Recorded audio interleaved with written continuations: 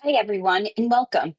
Thanks for joining us today for today's webinar, Privacy Aware Data Collaboration, How to Protect, Govern, and Share Sensitive Data.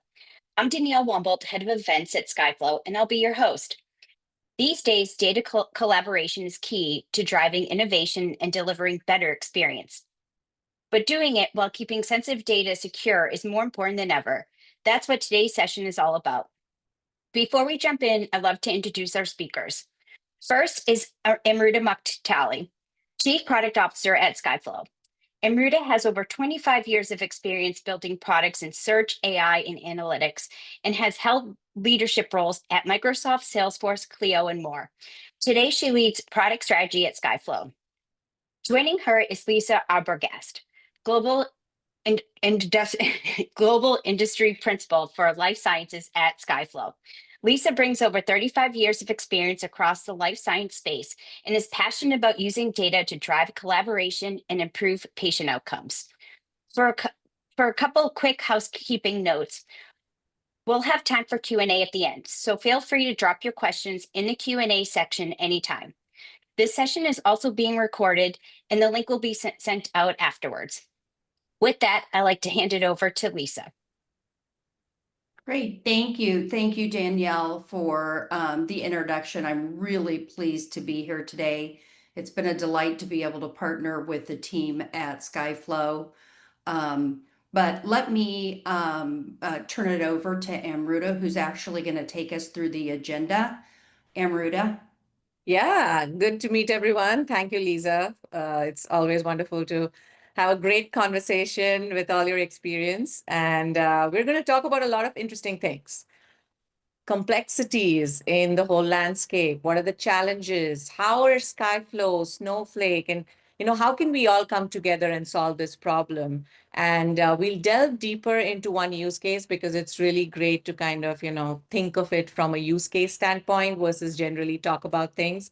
And then, of course, we are here to take any questions. So kicking that off, I am going to hand it off to Lisa to, just walk us through a few things. And as we do that, I want everyone to just ground themselves on this. Why are we here? 1 billion people, and this is only 2024. Let's just kind of internalize this. That's why this is something we all need to think about, talk about as we build solutions, work with different things. Let us make sure this does not happen. Let us think about this number going down. Let's think of how we can make sure we are protecting everyone's data. As we all know now with generative AI, data is just booming. And it's amazing, we are able to utilize data, do so much more. But let's do it in a way that I would love for this slide to not exist. We just go there. Lisa, why don't you walk us through, how we think of some challenges on the clinical trial space? Yeah, absolutely. So in life sciences, healthcare and life sciences, compliance and privacy and security is paramount and is regulated across the globe. So different laws, regulations, what have you, that have to be followed. So I'm going to kind of set a scene or a scenario, if you will, on the complexity that a biopharma organization would face today and what are the needs. And yet you hit it, the nail on the head when we talked about there is so much data.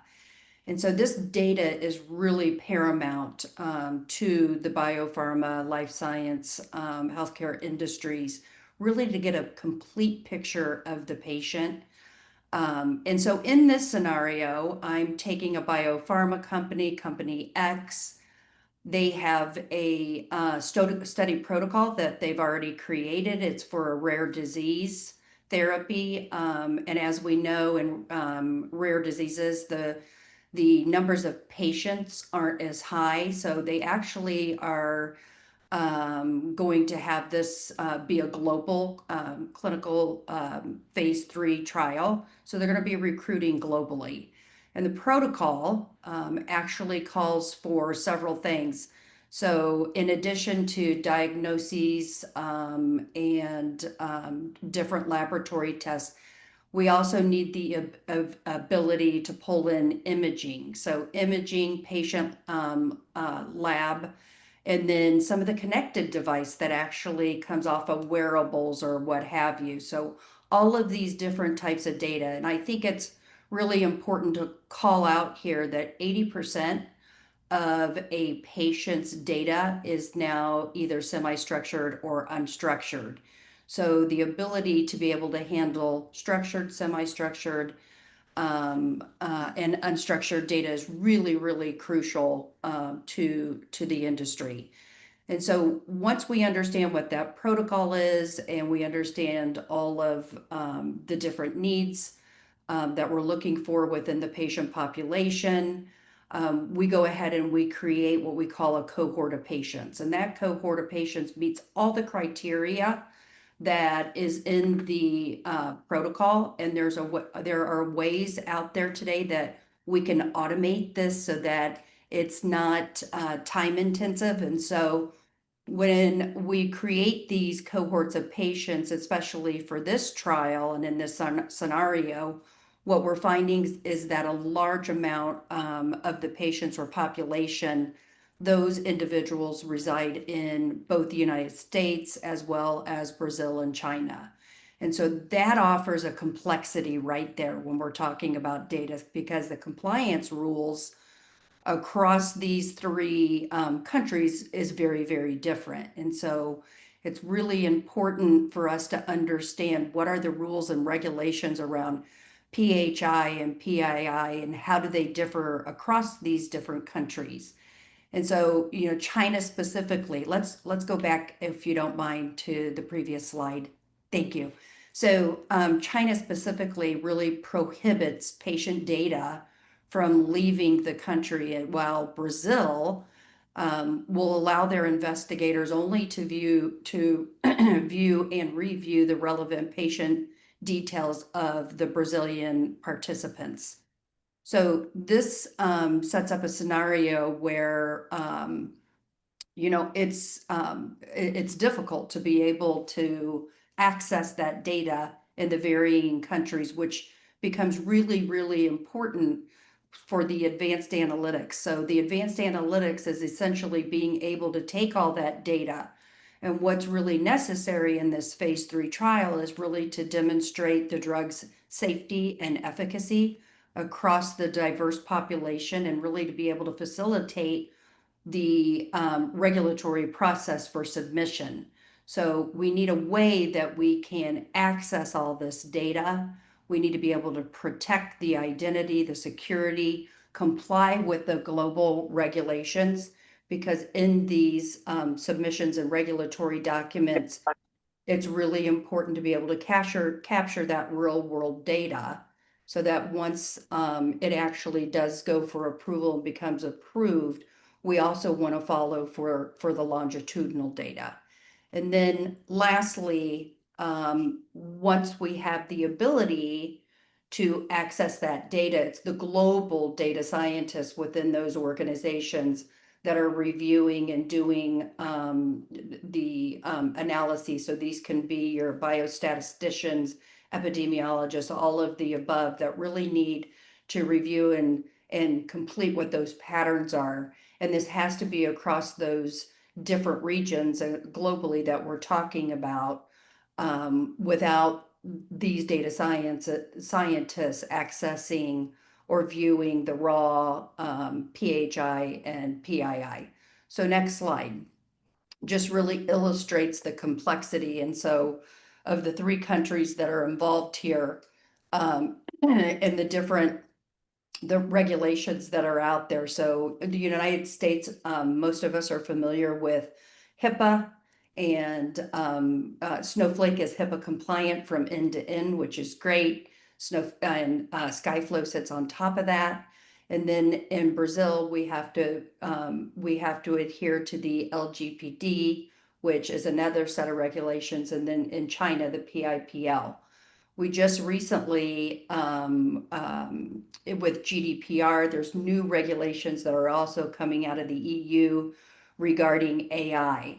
So the ability to take all these regulations and be able to adhere to them on a country, regional level from a regulatory perspective is really, really key.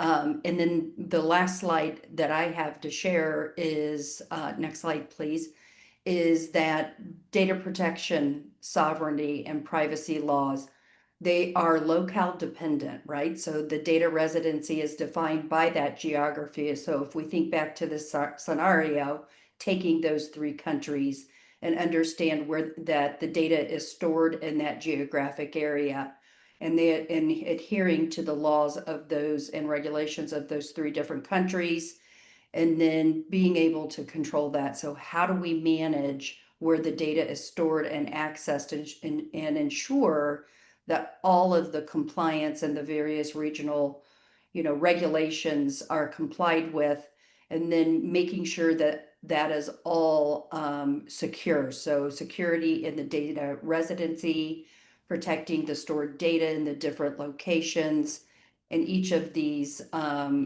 unique data protection standards and cybersecurity measures that would be adhered to. So all of this comes into play, but the need for that data, Amruta, that you talked about, and the plethora of data that's out there is so important. And these are regulations that need to be met in order to go for regulatory approval, whether it's in one of those three areas or it's global. So this is Yeah. really, really key to what's taking place. And Amruta, I believe you're going to kind of walk us through. So now we have this scenario. What do we do? How can this actually, how can we actually comply and make this real? Yeah, no, thank you, Lisa, because just like you said, if 80% of the data is also unstructured and semi-structured in this whole world that you're talking about, that just increases the complexities. Yes, it And I does. keep hearing we are in such a beautiful time right now. Drug discovery and everything's getting so advanced with all our, AI and everything, power of AI, as I say. But great power brings great responsibility. So Yes. let me walk through, a couple of things that we've looked at, right? So Snowflake does a fantastic job of enabling all of this, right? With analytics, with sharing, with AI, with monetization. You're pulling in data from different places. It could be different regions through an ETL pipe, which is open flow now. And in this case, let's imagine the use case that Lisa was talking about, right? You have United States, you have Brazil, you have China. And let's say all of this has been set up in US, right? We have Snowflake that's happening here. Now, in a traditional environment, you are basically either setting it up in the US and you're setting it up in Brazil as well, if you have all of these sources coming in. And what we used to see is the US user can see everything that's in the US. And then in Brazil, everything's completely redacted. They can't do anything. So, in a weird way, there's a little bit of the locking of data that also happens because sometimes you do want to get insights, especially when you're doing global clinical trials or you're doing global activities across anything. It could be drug discovery, it could be health, it could be patient insights, or whatever you can think of. Some of the sharing of data between these locations is also extremely critical. So what's a better way to solve it? And this is where, Snowflake has been a great partner of ours. Like Lisa said, we sit on top of Snowflake because Snowflake has the power of bringing all this data together, making it easy for people to work on vast amount of multimodal data. And then we come in to help solve specific things with respect to all the crazy regulations that exist. How are you protecting specifically sensitive data? I call it the 1% data, right? Because that 1% of data causes most of the issues. And today, when I look at a lot of companies that we work with, or, I've worked with in the past, there are enough governance tools. We've done all of this. The whole security landscape, if someone goes and looks at it, is immensely vast. We have encryption, residency, tokenization, masking, DLP. And what continues to happen is the data is getting spread.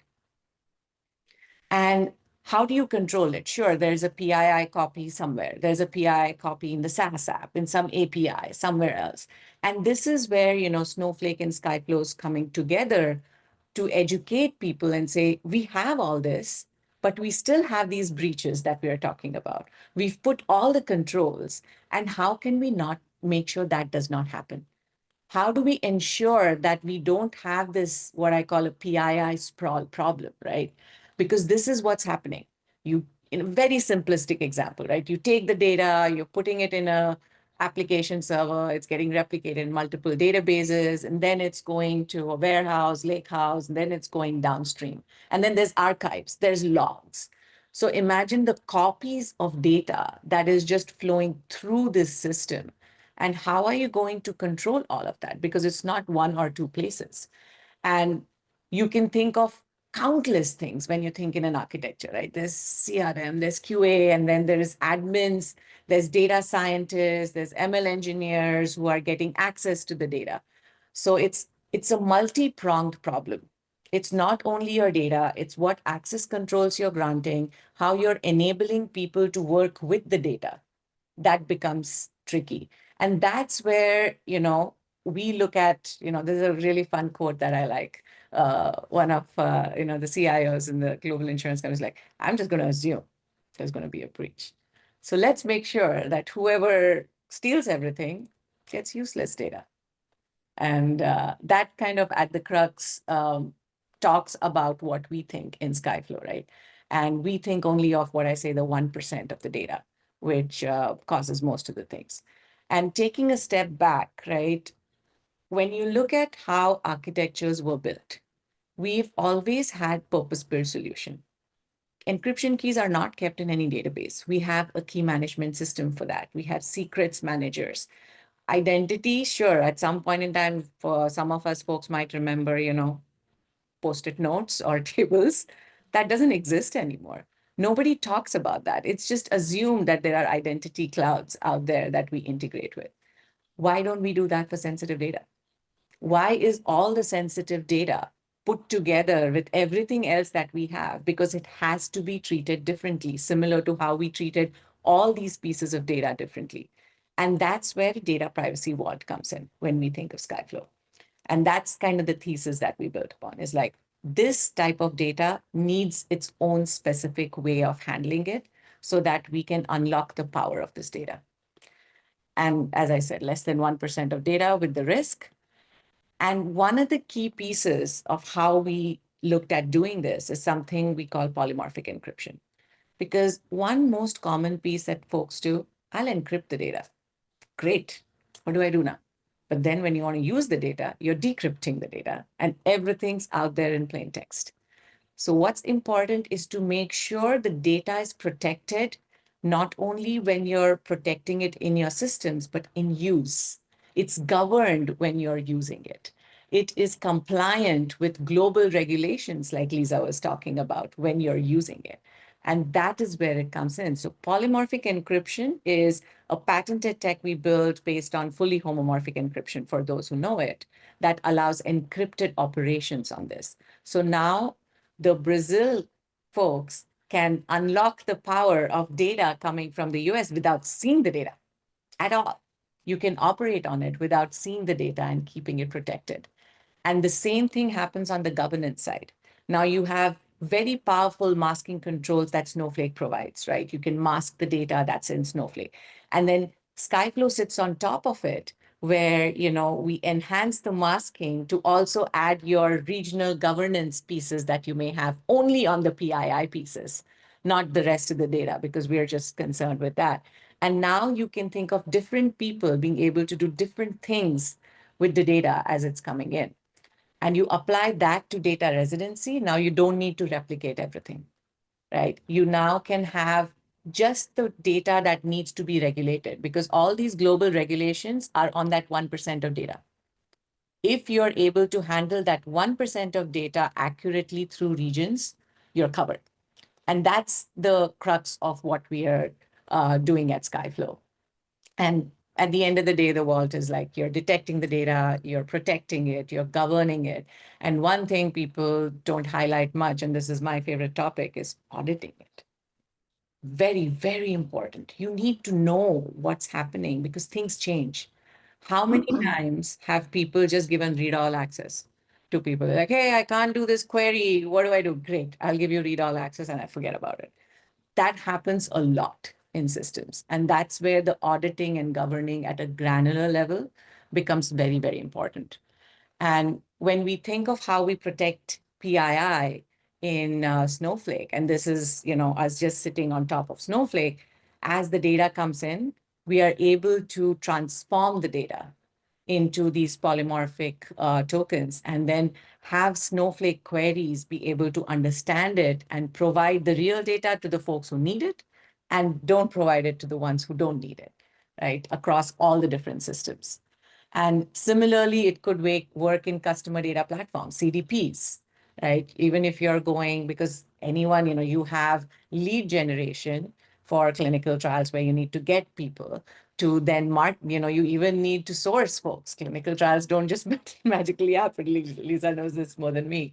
But when we worked with one of our clinical trial customers, their first use case that they came to us was like, I just need to protect the data of people who've agreed to be part of a clinical trial with us. They're not actively in a clinical trial, but I need to just protect their information that they've agreed to be part of a clinical trial and make sure that, one drug is not conflicting with the other. So I can't give the person doing the second drug discovery details of who this person is who's already done this, but tell them that this person has already done this other trial.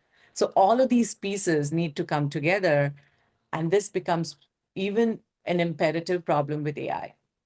And that's what we're looking at when you're solving it with the AI stack. And then, this is a great thing, but if you look at the common pieces that we are looking at in AI today, it is as models are getting fine-tuned and trained, keep sensitive data out of your models. And I couldn't emphasize this more. We work with a few customers where they are taking multimodal data. They're building audio agents. And these are powerful things we need in the world. But if anyone figures that your model that you created, fine-tuned over years, had sensitive data in it, you start from scratch. There is no way to unlearn. So this is something I couldn't emphasize more because this is an expensive activity. Training, fine-tuning a model is not something you can just quickly do. It's expensive. And this is where I talk to everyone. I'm like, do not skimp on this. Just make sure that this is handled right. And goes back to what you were saying, Lisa, with 80% of data being unstructured, semi-structured, Right. this is where it is. And then we chat. This is where all our, folks are building out nursing agents and scheduling agents, which is really awesome because then we're going to get into an appointment quickly. We all want that. But while we are doing it, let's make sure that the data is passing through securely. So what we try to do is take the data, detect where sensitive information is, make sure the model gets the context, but not the real data. And then when we get a response back from the model, convert that back to the real data, but keeping governance in mind. So that only the person who needs to, so here John Doe is talking so they can see the name and the details. But if I was talking about John Doe, I may not see the names. I may not see the medical ID and things like that. And the same thing happens on agents. You have agents now, soon agents are going to talk to agents. How do we handle that? So everywhere, same thing.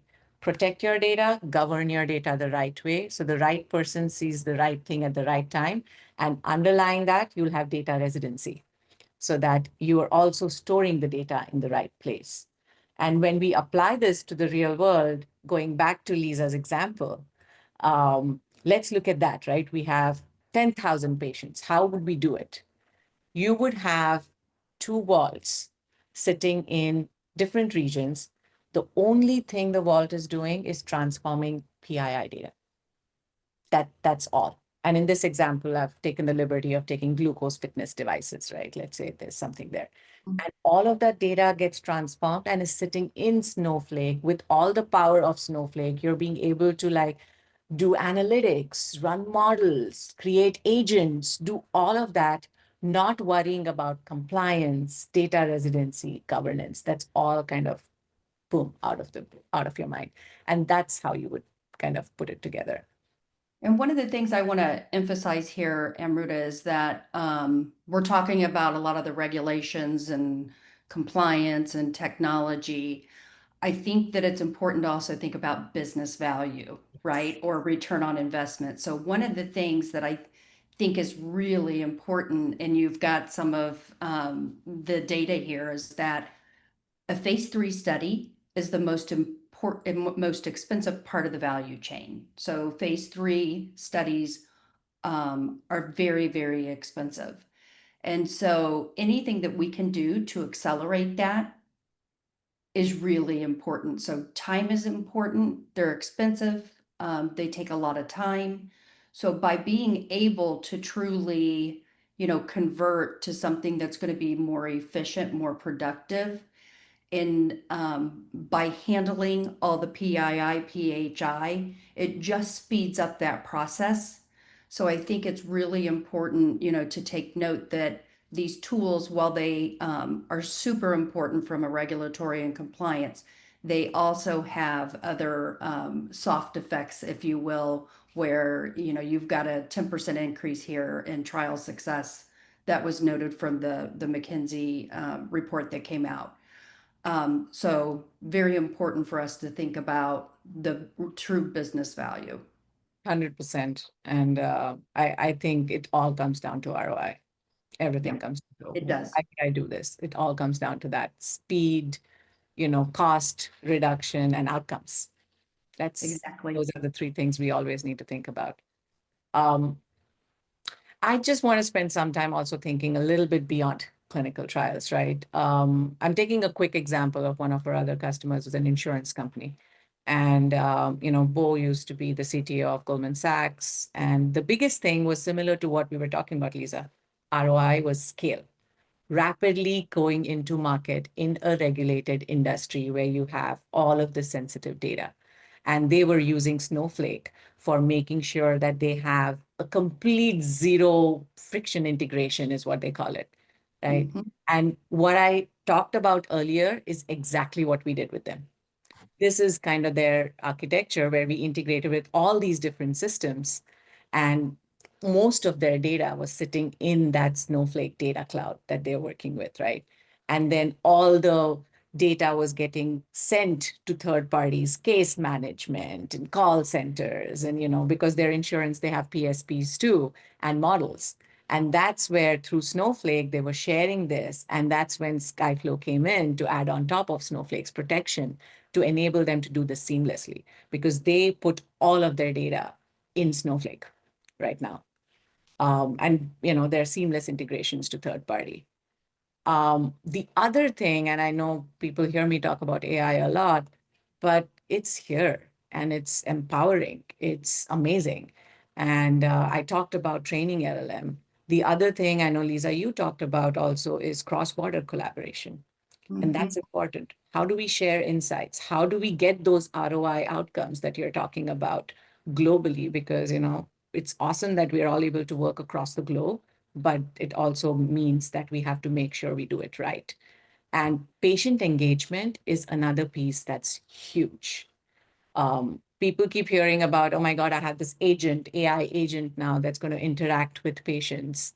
How do we make sure that we are doing that without compromising privacy? I mean, we've done it by humanizing things. An agent can sound like a human, have empathy to a certain extent, and doing all of that. But let's make sure it's not compromising privacy, and it's not thinking today. Think a year, 2 years from now, because a model will never forget anything. So something may bubble up and then you never know. I just wanted to kind of close off with some key takeaways.